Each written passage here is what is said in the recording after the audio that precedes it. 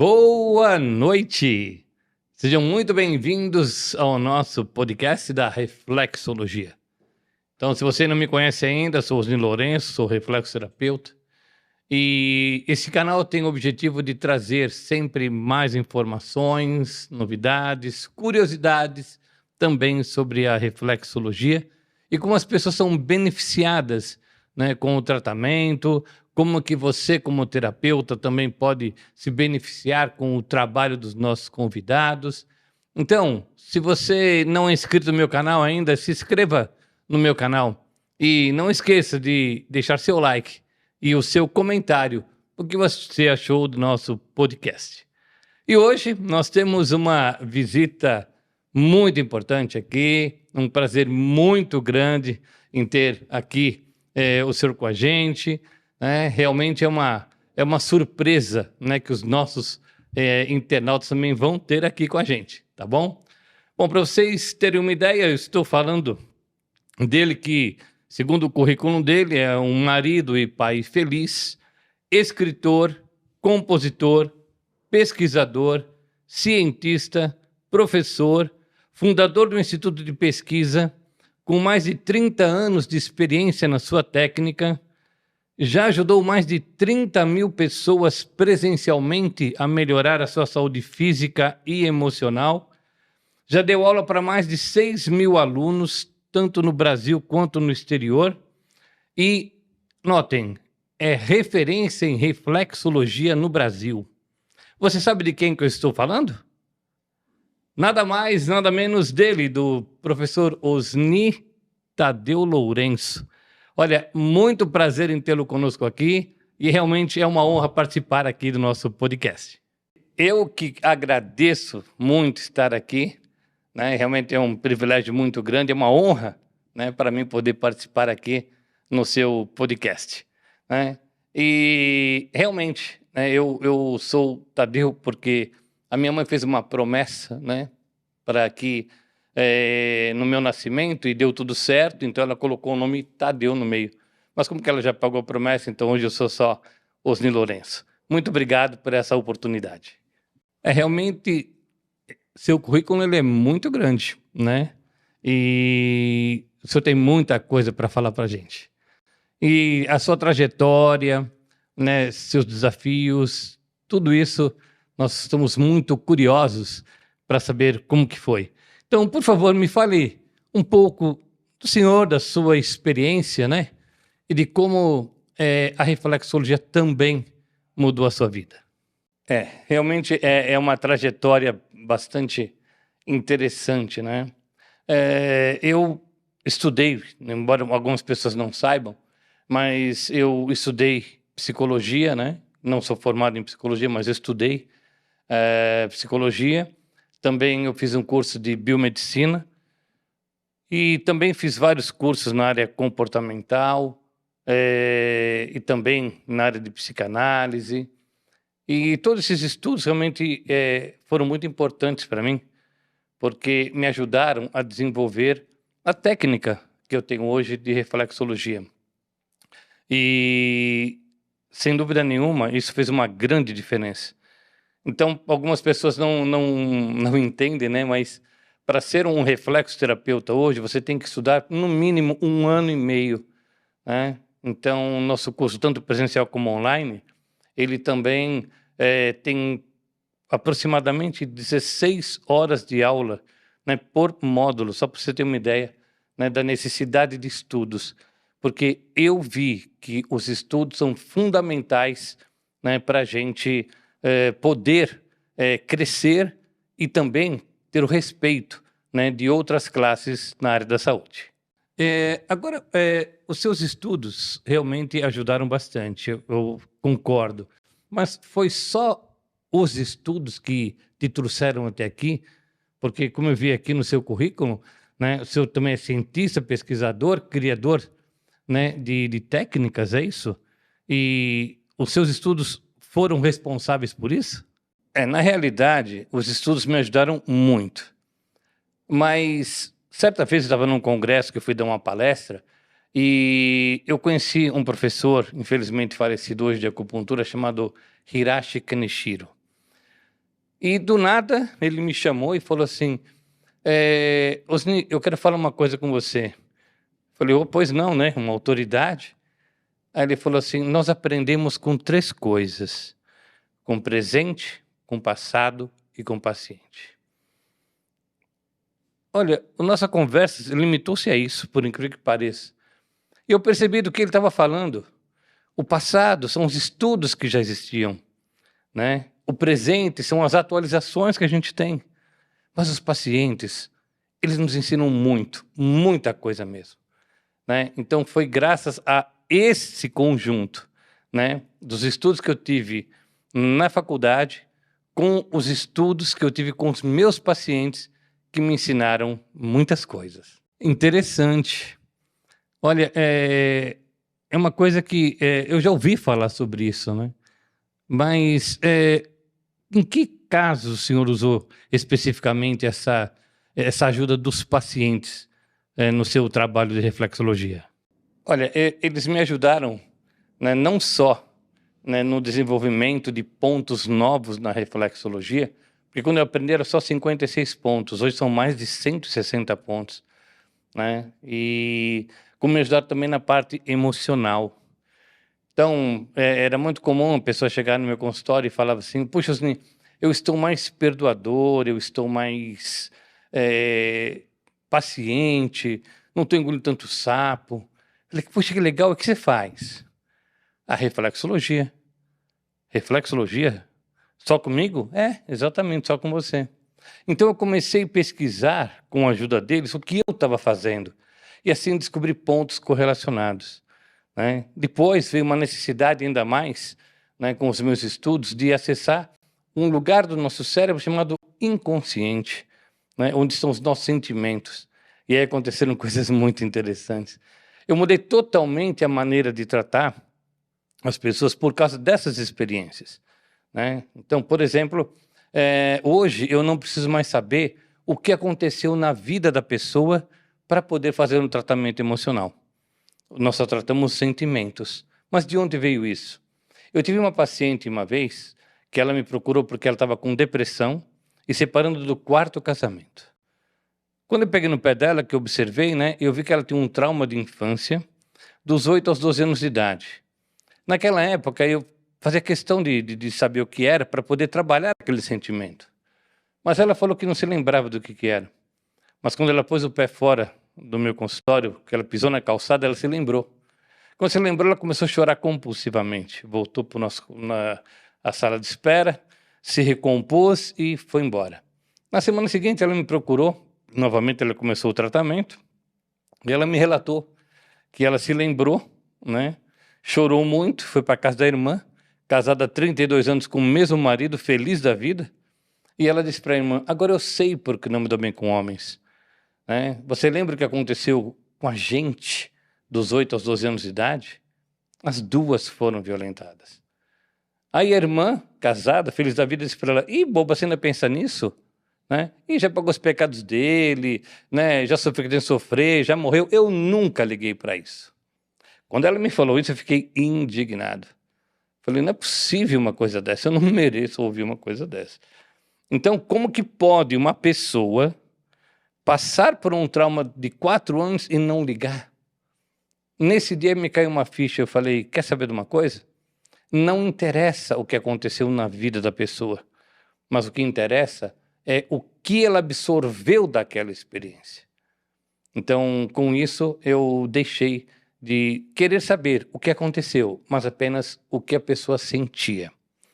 Numa outra experiência, né, a paciente chegou para mim e falou assim que eu falei, olha, você tem um problema com a sua mãe.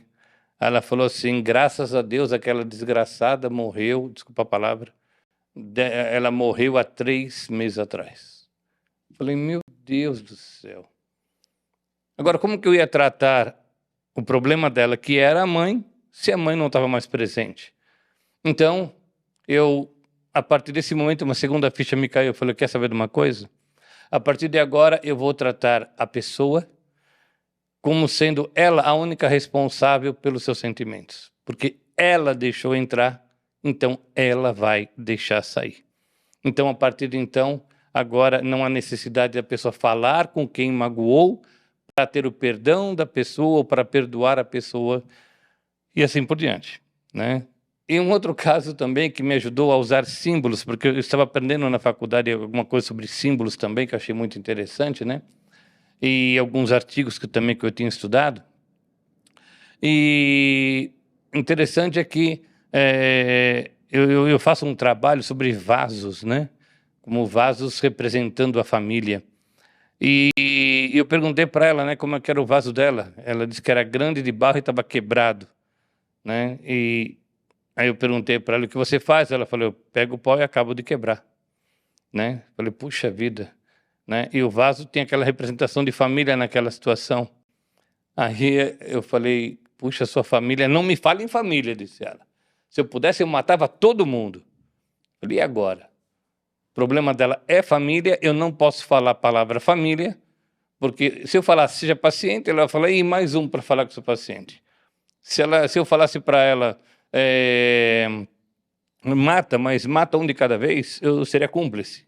Então também não podia fazer isso. Então o que eu fiz? Eu comecei a trabalhar o símbolo do vaso e com outros símbolos que eu fui colocando, né? Aquele vaso foi melhorando, melhorando, e depois, em poucos meses, poucos que eu digo 2, 3 meses só, aí eu falei para ela assim: e agora como está seu vaso? Ela falou: olha, está grande de barro e está com flor. Imagine o vaso agora, como que ele está? Grande de barro e está com flor. Ah, é? Aí, depois desse período, eu fui falar a palavra família. Então, eu disse para ela assim: e aí, como está a tua família? Aí ela olhou para ele e falou assim: ah, eles mudaram tanto. Então, na realidade, não foi a família que mudou, porque você não tratou a família, então. Exatamente, eu só tratei ela, eu não tratei a família. Mas por que a família melhorou? Porque ela melhorou com a família, né? Então, eu juntei os casos desses pacientes e fui desenvolvendo, né, esse meu trabalho. Aí criei uma técnica chamada IMT, Imagens Mentais Terapêuticas, né? Então, além dessa técnica, onde eu acesso o inconsciente sem usar a hipnose, né, a pessoa fica completamente consciente durante todo o trabalho, eu só trabalho os sentimentos, né? E também, né, eu tive o privilégio, né, de aprender a linguagem dos pés com o professor Imre Somogy, né, é um professor holandês, infelizmente falecido, que criou a técnica da linguagem dos pés. E eu tive a oportunidade também de mandar alguns artigos para ele falando sobre como que funcionava a técnica dele, no ponto de vista científico, né? E alguns ajustes, né, na maneira que ele tinha colocado. E ele humildemente aceitou, publicou um segundo livro em holandês e eu estou lá como sendo um co-escritor, com a minha foto e tudo mais ali. É interessante você ter mencionado isso, porque algumas pessoas pensavam que você era o fundador, né, da técnica de linguagem dos pés. Agora ficou bem claro que não é, embora tenha tido toda essa participação. Mas você sempre quis ser reflexoterapeuta? Isso é uma coisa que você já vinha cultivando há muito tempo, né? Porque já está há mais de 30 anos nessa profissão? Na realidade, não. Eu nunca pensei em ser um reflexoterapeuta. Desde os 12 anos de idade eu trabalho já, né? Então, mas é interessante que eu dificilmente ficava 2 anos num tipo de trabalho específico, né? Então, eu já fui ajudante geral, já fui office boy, já fui vendedor de loja de roupas, né? Já trabalhei em serviços gerais, num trabalho voluntário em Ribeirão Pires, depois fui trabalhei numa cozinha, numa lavanderia, como porteiro também em Cesário Lange. Depois fui para Mato Grosso, né, como missionário. Fiquei também na faixa toda de 2 anos, impressionante, né? E depois vim para São Paulo, tá? Minha esposa engravidou na época, e eu tive que deixar o trabalho lá na cidade de Coxim, né, onde eu trabalhava como missionário. Vim para São Paulo, né? Em São Paulo, eu comecei a trabalhar, fui motorista de caminhão, né? Também nesse período. Depois fui assistente financeiro. Depois eu fui vendedor, e aí vendi livros, vendi Sterler, vendi consórcios, né? Fechadura para porta de bares, né?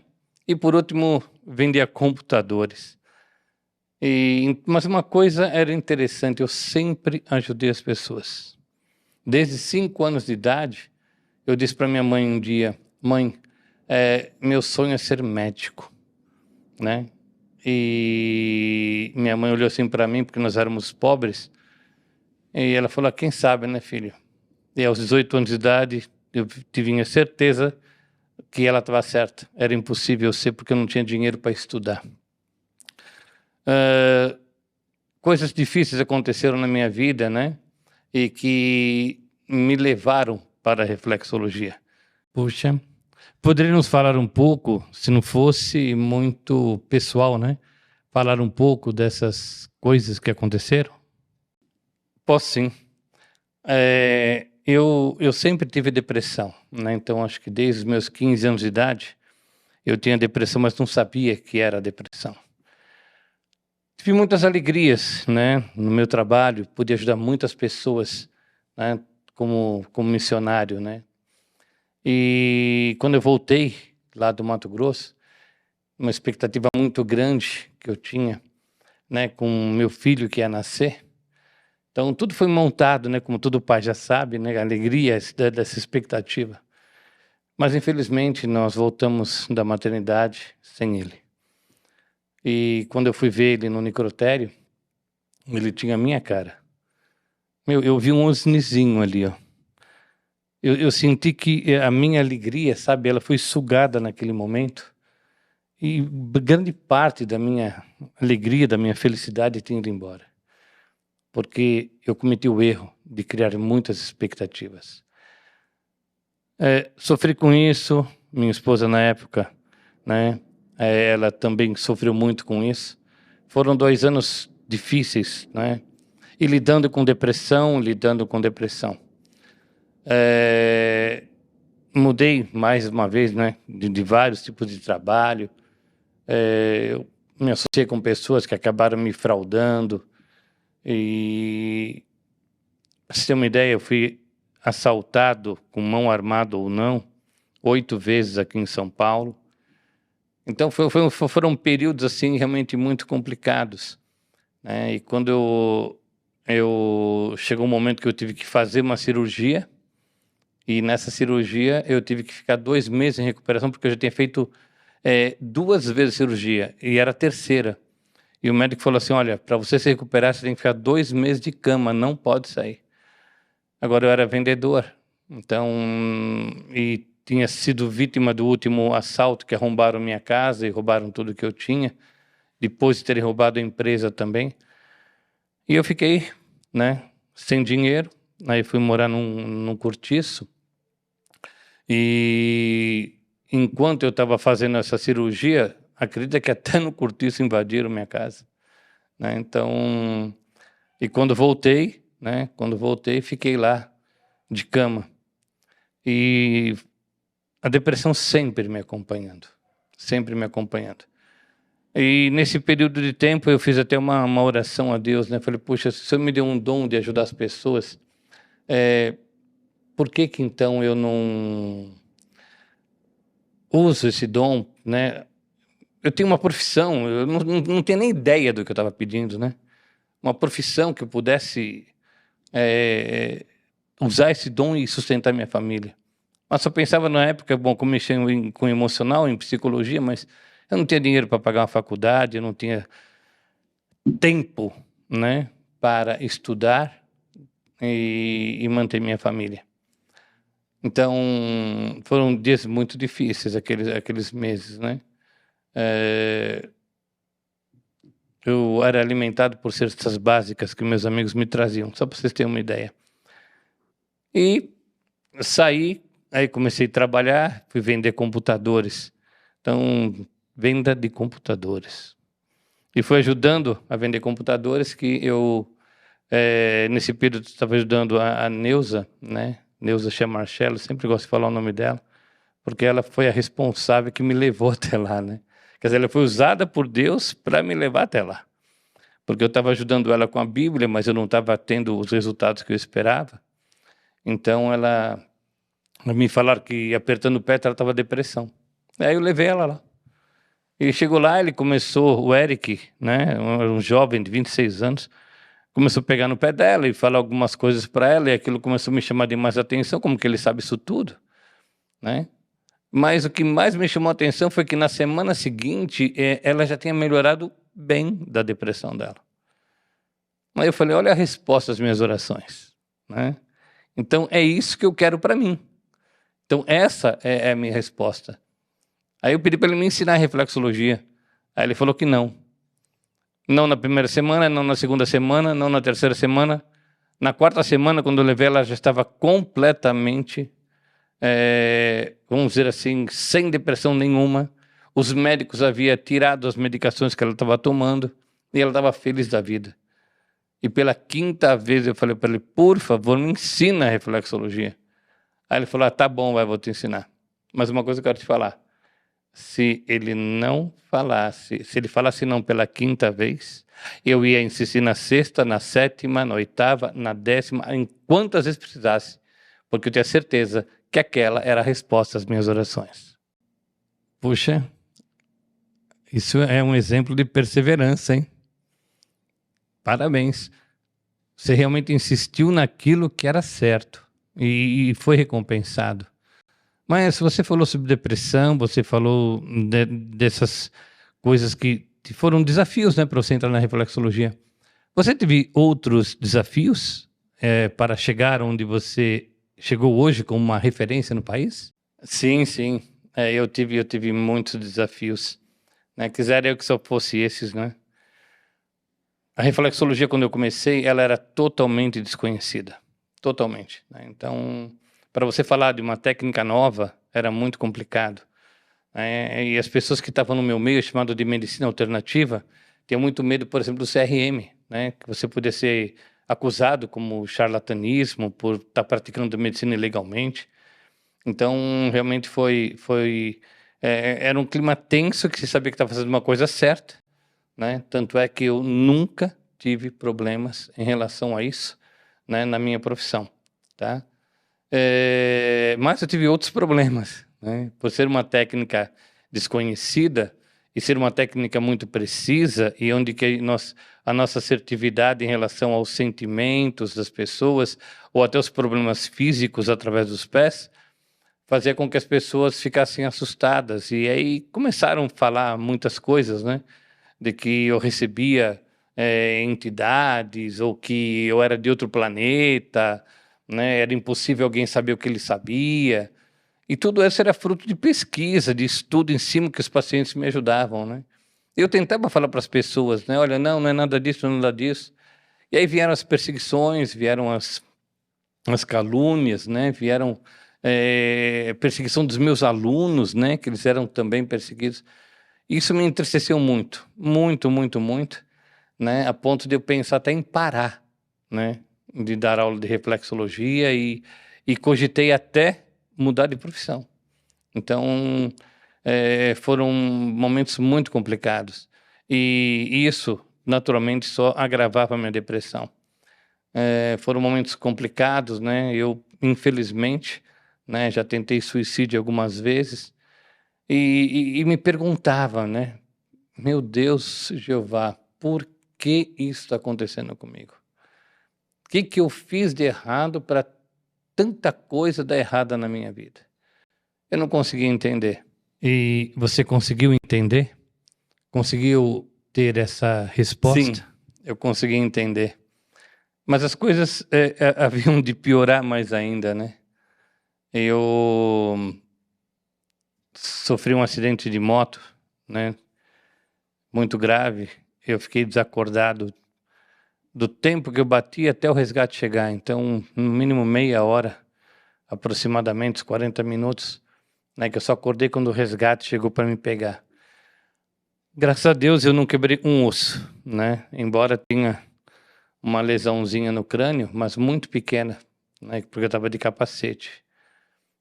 Minha filha estava comigo e foi uma dor muito grande eu ver ela sofrendo, né, com a sequela do queixo dela em relação ao acidente.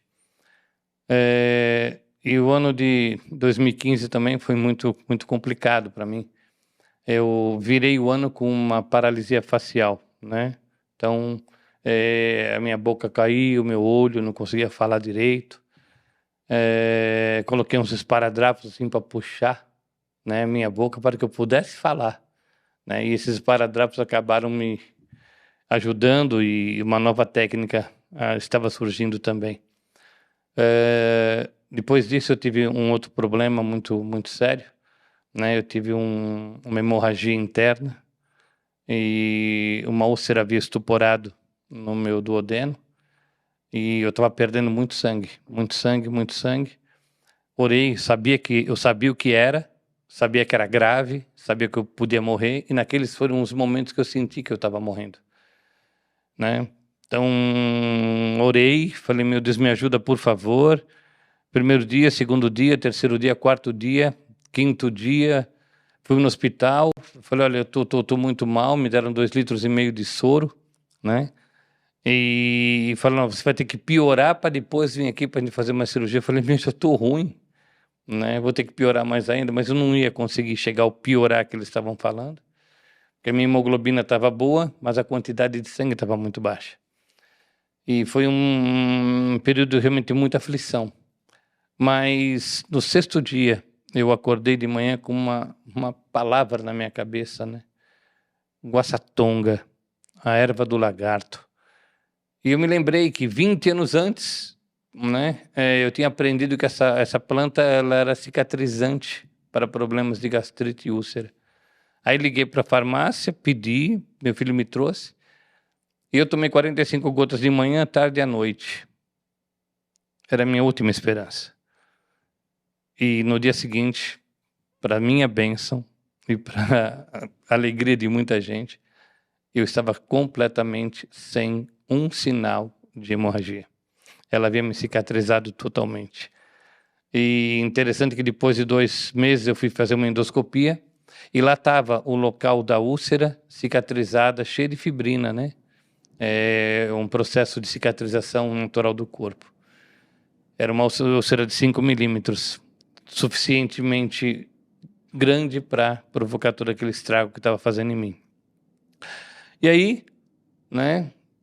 Isso foi em maio e quando foi em setembro, né? Eu comecei a passar mal do coração, fui para o IOR para ajudar meu filho no problema de lâmpada que estava tendo lá. Então eu saí, eu não ia para lá, né? Que era quinta-feira quando eu gravava meus vídeos, né? Mas eu falei, tá bom, vou aí te ajudar a resolver esse problema. E quando eu cheguei lá, de repente fui comprar novas lâmpadas, passei mal. E aí chamei minha esposa, eu estava numa lanchonete de um amigo meu, chamei minha esposa, ela veio. Aí eu fui para o hospital, né? Então, interessante que nesse detalhe, que o meu amigo, né, que era o dono da lanchonete, o Alexandre, ele falou assim, olha, você tem convênio? Vai para o convênio.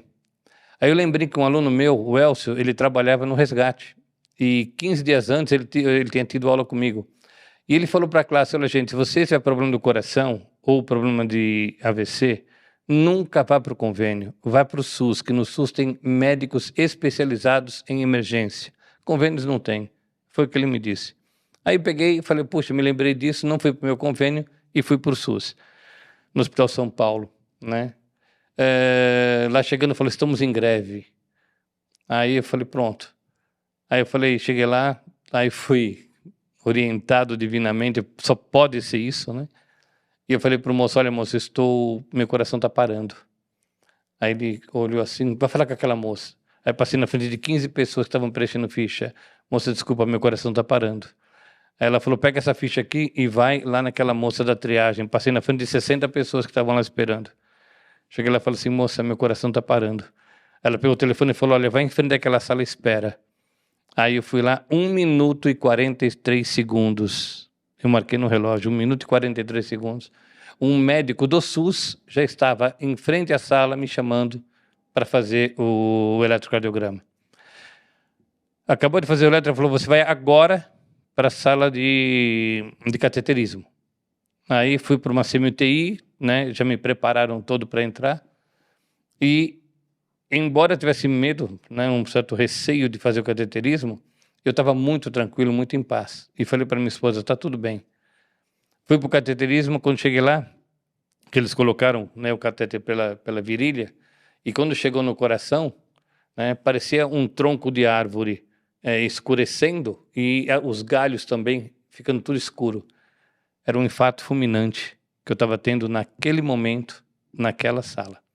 E os professores falaram, fura logo ele, né? Os médicos desesperados foram lá e furaram ali, né? Continuaram com o catéter. E aí clareou o tronco e clareou todos os galhos. Quando eu cheguei na UTI, a médica leu e falou assim, olha, aquele médico salvou sua vida. Se demorasse 1 minuto a mais, você não estaria aqui. Desde a hora que eu saí da minha casa, que eu não era para sair, até esse momento eu tinha certeza que Jeová estava do meu lado e ele tinha um propósito para mim. Aí eu entendi por que eu havia passado por tudo aquilo, né? Há mais de 17 anos, eu não tenho mais depressão, tá? Então, eu consegui realmente acabar com todo aquele processo. E todos os problemas que eu passei foram lições que eu aprendi da minha vida, que graças a esses problemas, graças a esses desafios, eu consegui chegar onde eu estou. Ter as conquistas que eu tenho, porque tudo que aconteceu comigo eu passo para meus pacientes, porque eu tenho esse código de moral comigo. Tudo que eu sei, eu ensino, né? E por isso que a gente acabou se tornando uma referência em reflexologia. Então podemos dizer que a reflexologia mudou sua vida? E aproveitando, né, também, eu gostaria de saber de você, o que você pode dizer para as pessoas que estão nos ouvindo agora sobre os seus problemas e a reflexologia na vida deles? Sem dúvida nenhuma, a reflexologia mudou minha vida. Não só no sentido de me ajudar nos meus tratamentos, com minha família também, mas me dando uma realização que eu nunca tive na minha vida, de ajudar as pessoas e até mesmo de salvar vidas, né? Então isso é um privilégio muito grande. E diferente das outras profissões, onde eu não conseguia ficar nem 2 anos, eu já estou mais de 30 com a reflexologia. E respondendo a sua pergunta sobre o que eu posso dizer para as pessoas, é que vocês não precisam passar pelo que eu passei. Mas se você tem o dom de ajudar as pessoas, aprimore esse dom. Conheça-se mais, dê a oportunidade para você se tratar com a reflexologia, conhecer como que essas técnicas realmente são rápidas no seu resultado, muito eficazes, né? E espero que você também possa ter entendido que você também tem um propósito. E o teu sofrimento deve ser usado como uma escola para ajudar outras pessoas que vão passar pela mesma coisa que você está passando, ou até menos. Mas com a sua experiência você vai poder ajudar muito mais. Então, assim como eu fui ajudado por Deus, você também será ajudado, tenho certeza, né? Então, eu queria deixar bem claro, né, para quem está nos ouvindo agora. Dê uma oportunidade para você. A reflexologia, ela muda vidas por tirar problemas e sentimentos que nos escravizam. E você vai ter a liberdade de poder conhecer melhor você e ajudar mais aos outros. Então, entre em contato com o IOR, né? Eu tenho certeza que você vai ser muito bem ajudado. E eu acho que isso é o que eu poderia falar para os seus ouvintes hoje. Eu acredito que realmente foi uma ótima entrevista. Eu agradeço muito, muito mesmo a sua participação. Coisas aqui que muitas pessoas não conheciam a seu respeito, né? Eu tenho certeza que vai ser de muita ajuda. Eu quero agradecer muito, muito de todo o coração pela sua presença aqui, por você ser quem você é e não desista nos desafios que realmente Você é um grande exemplo para nós e para muita gente. Muito obrigado, foi um prazerzaço realmente ter você aqui com a gente. Eu que agradeço, né, a oportunidade de estar aqui. Espero ter contribuído, né, com o propósito aqui do seu podcast e me colocar à disposição, né, sempre que precisar, né, estamos aqui também para poder ajudar as pessoas, né. Eu podia deixar só o meu contato, né? Obrigado. Se você quiser saber mais sobre meu trabalho, você pode entrar em contato, né, com o nosso WhatsApp 11 9 6575 0027. 11 9 6575 0027. Espero que você tenha gostado do podcast de hoje. Obrigado mais uma vez, né, professor Osni, pela presença. E que realmente você entenda o propósito desse podcast, né, que é sempre trazer novidades, curiosidades. Espero que você tenha gostado. E se você gostou, não deixe de deixar o seu like e faça um comentário, né? Você já teve algum tipo de experiência como o professor Osni teve? A reflexologia te ajudou? Deixe seus comentários, de repente você pode ser convidado até vir aqui e participar também do nosso podcast. Então, lembre, todas segundas-feiras, 8 horas da noite, estamos aqui, né, junto com vocês para trazer as novidades da reflexologia. E lembre-se que na vida tudo é simples ou muito simples, então não complique o resto. Meu grande abraço. Até o próximo podcast.